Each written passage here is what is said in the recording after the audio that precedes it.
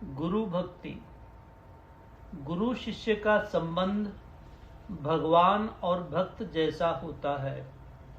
एक ही चीज के दो नाम हैं। किसी ने श्री भगवान से पूछा कि प्रभु आप मुक्ति आसानी से दे देते हैं, अपनी भक्ति आसानी से नहीं देते।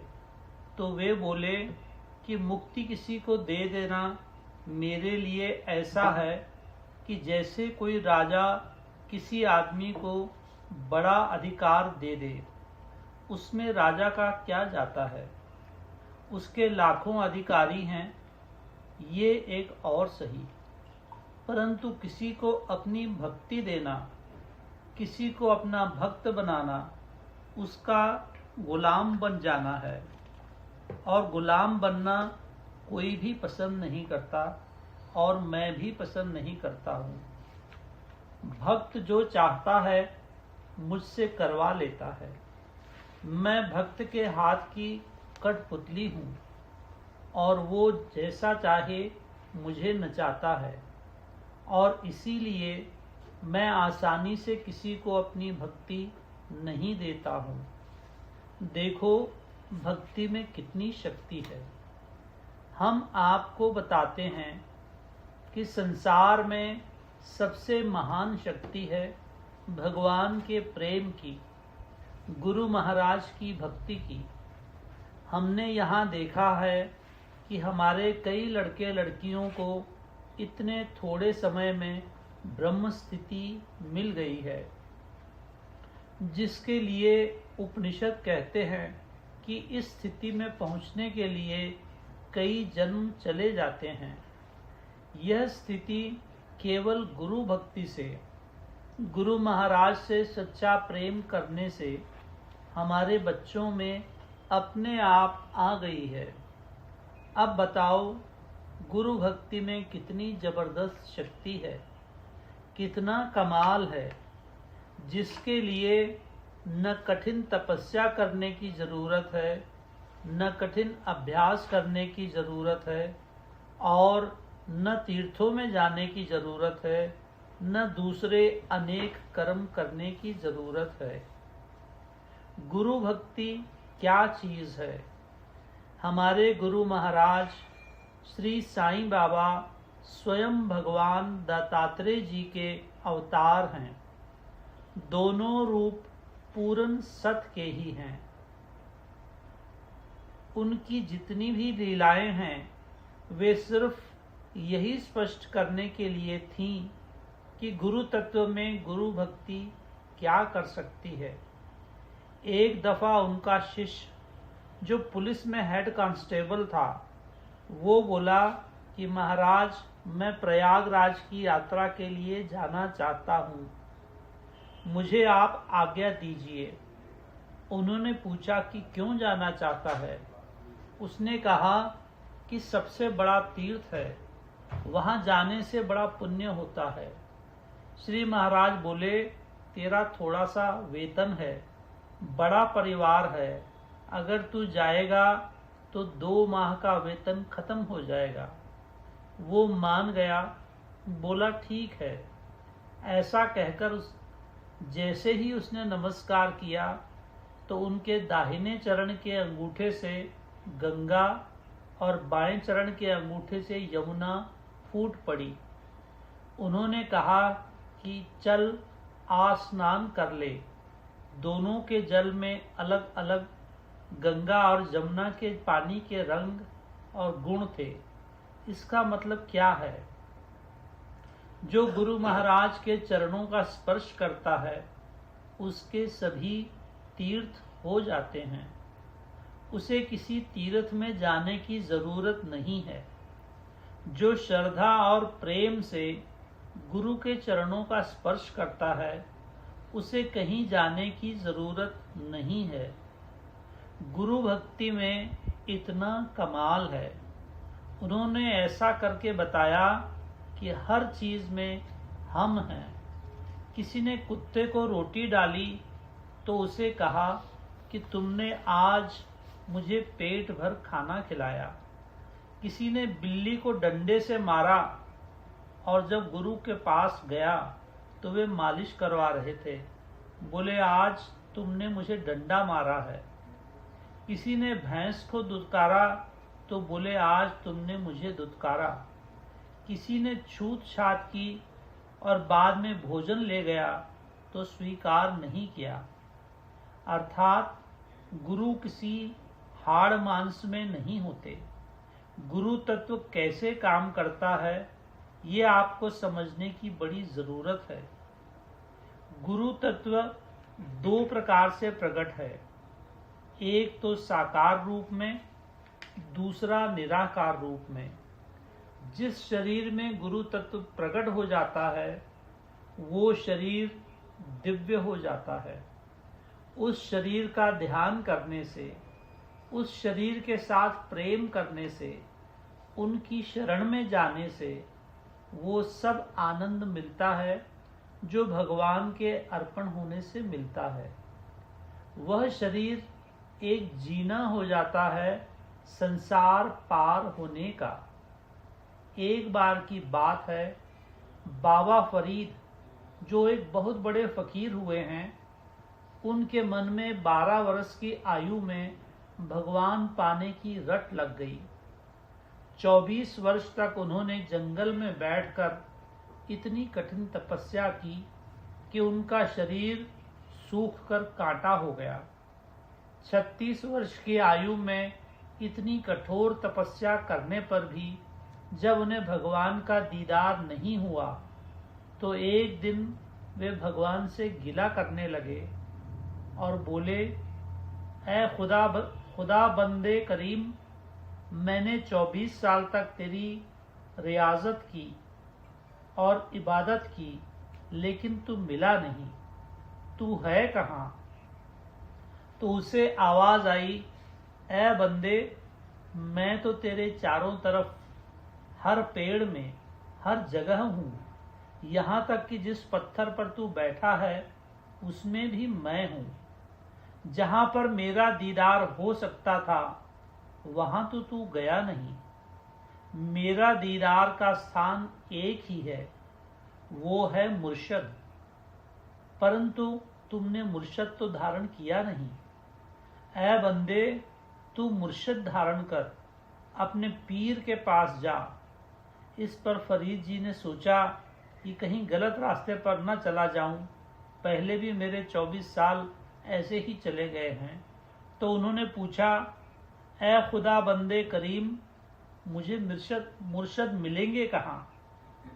तो अल्हाम हुआ, अजमेर में ख्वाजा साहब तुम्हारे मुर्शद हैं, उनके मुबारक कदमों में जाकर सजदा कर, पार हो जाएगा।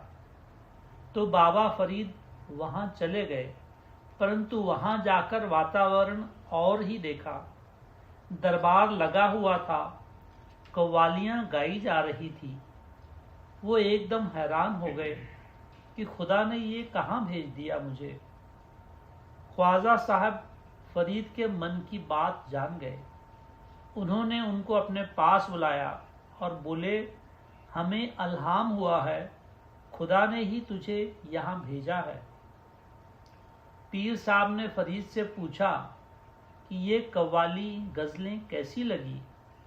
तो बाबा फरीद ने बताया कि उनको एकदम अच्छी नहीं लगी। ख्वाजा साहब बोले, खुदा जिस्म सुखाने से नहीं मिलता, हम इन चीज़ों में रहते हुए भी इनसे ऊपर हैं। तुम अपनी नज़र सीधी रखो और असलियत पहचान लो। भगवान श्री साईं बाबा ने बताया कि मैं अपने मन की सारी वृत्तियों को अपनी आँखों में लाया और गुरु महाराज के श्रीमुख पर लगा दी, और देखते ही देखते मुझे शांति मिल गई।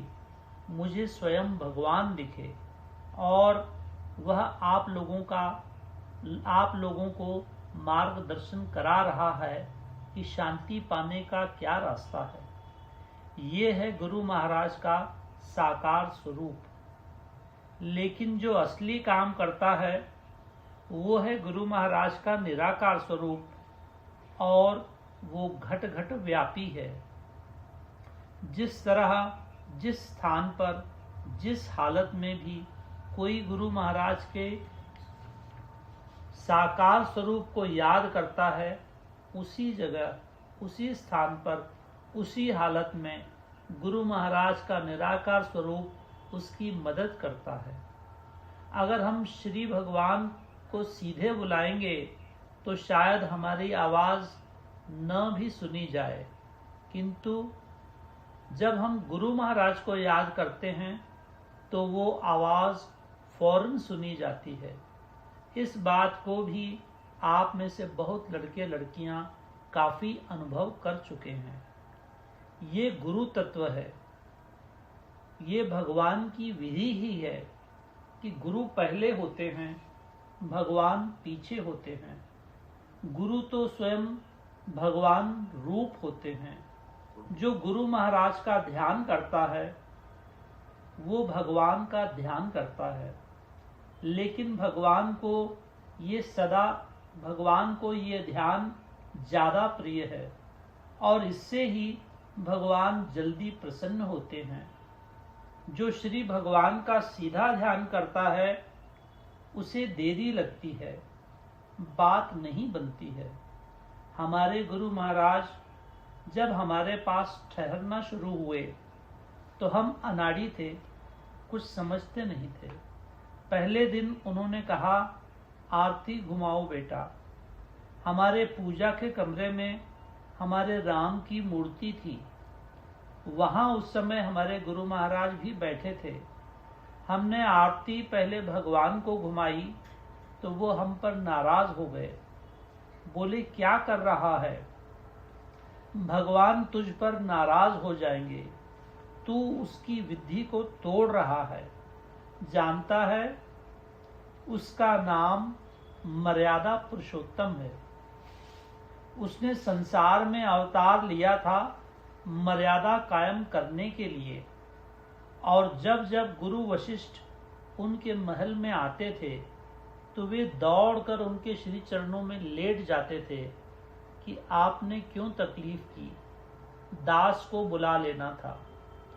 दुनिया के मालिक और सृष्टि के कर्ता धर्ता होकर भी उन्होंने गुरु महाराज के लिए मर्यादा कायम की, और तू उनकी मर्यादा को तोड़ रहा है। आज तो तेरी गलती माफ करता हूँ। गुरु हमेशा पहले होते हैं, भगवान पीछे। ये उसी की बनाई हुई विधि है। एक बार और ऐसा ही हुआ। हम आपको एक दृष्टांत देते हैं।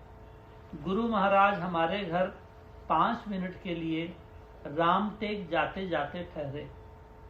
हमारे यहाँ उस समय कुछ मालाएं थी। हमने कुछ उन्हें पहनाई और एक रखी थी कि वो गुरु महाराज भगवान को पहनाएंगे। उनको हमने ऐसा ही कहा। गुरु महाराज ने श्री भगवान को माला पहनाई और प्रसन्न हुए। दरवाजे पर आकर बोले कि हमारे लिए तो माला पहनाना ठीक है, लेकिन एक बात भूलना नहीं कि जब गुरु महाराज घर में होते हैं तो शिष्य के लिए दूसरा और भगवान कोई नहीं होता। इतना कहकर चल दिए, लेकिन ये उनके शब्द आंखें खोलने वाले हैं। तो मतलब क्या है कि गुरु महाराज में ही श्री भगवान की शक्ति काम करती है। गुरु महाराज का रूप धरकर ही अपने शिष्यों को सतमार्ग पर चलाते हैं। मनुष्य बुद्धि ऐसी है कि जब तक उसके सामने श्री भगवान का कोई स्वरूप न आए तब तक न तो उसका ध्यान जम सकता है, न श्री भगवान का चिंतन कर सकता है। और जब एक रूप जिसे वो भगवान का रूप समझता है उसके सामने आता है तो उसके ध्यान से उसे आनंद मिलता है। गुरु वही हो सकते हैं जिनके पास बैठने से ही मनुष्य को शांति मिले, उसकी आत्मा को शांति मिले। सत्य का काम ही है प्रकाश देना। यदि प्रकाश नहीं दे सकता तो सत्य ही क्या। गुरु महाराज वही हो सकते हैं जिनके दर्शन से शिष्य को आनंद मिले, शांति मिले और उनकी तरफ आत्मा अपने आप खिंचती चली जाए और उनकी वाणी ऐसी हो कि मन को जगाए और शिष्य को द्वैत और दूसरे मार्गों से हटाकर सतमार्ग पर चलाए। वो मनुष्य के मन को पकड़ लेती है, क्योंकि वो मनुष्य की नहीं ब्रह्म की वाणी होती है। आपको संसार में अच्छे से अच्छा बोलने वाले मिलेंगे और आप वाह वाह कह उठेंगे, लेकिन दरवाजे के बाहर निकलकर भूल जाएंगे। गुरु महाराज की वाणी ऐसी नहीं होती। वो शिष्य के मन को पकड़ लेती है, उसे अंधकार से निकालकर सतमार्ग पर चलाकर मनुष्य मंजिल तक पहुंचाकर ही छोड़ती है। जन्म जन्मांतर के सोए हृदय को जगाती है। अगर नहीं जगाती है तो वो गुरु महाराज की वाणी नहीं है। जितनी बहिरांग पूजा है, हमें उससे कोई ज्यादा आनंद नहीं दे सकती। ये तो असली आनंद की परछाई है। आनंद केवल अंतरंग पूजा में है और अंतरंग में गुरु महाराज की कृपा के बिना कोई नहीं जा सकता, चाहे लाख जन्म भी कोशिश करता रहे। जब तक गुरु महाराज की कृपा न हो, अंतरंग में जीव कभी नहीं जा सकता। तब तक वो भगवान को नहीं पा सकता, सिर्फ पहली दूसरी सीढ़ियों में घूमता रहता है। गुरु महाराज की सबसे बड़ी सेवा यही है कि वे अपने शिष्य को अंतरंग में ले जाते हैं। बहिरांग पूजा में क्या है? जब तक ये पूजा है तब तक ठीक है, उसके बाद माया का जोर लागू हो जाता है। अंतरंग पूजा से माया का बंधन छूटता जाता है और बाहर की कोई चीज उसे सुहाती नहीं। ये है अंतरंग की पूजा और ये गुरु महाराज के सिवाय कोई नहीं दे सकता। किसी में इतनी सामर्थ्य नहीं है।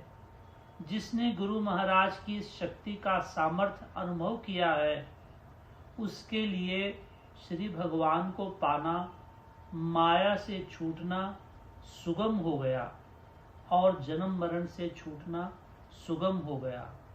ये है कल्याण का मार्ग और ये केवल गुरु कृपा से ही संभव है। सद्गुरुनाथ महाराज।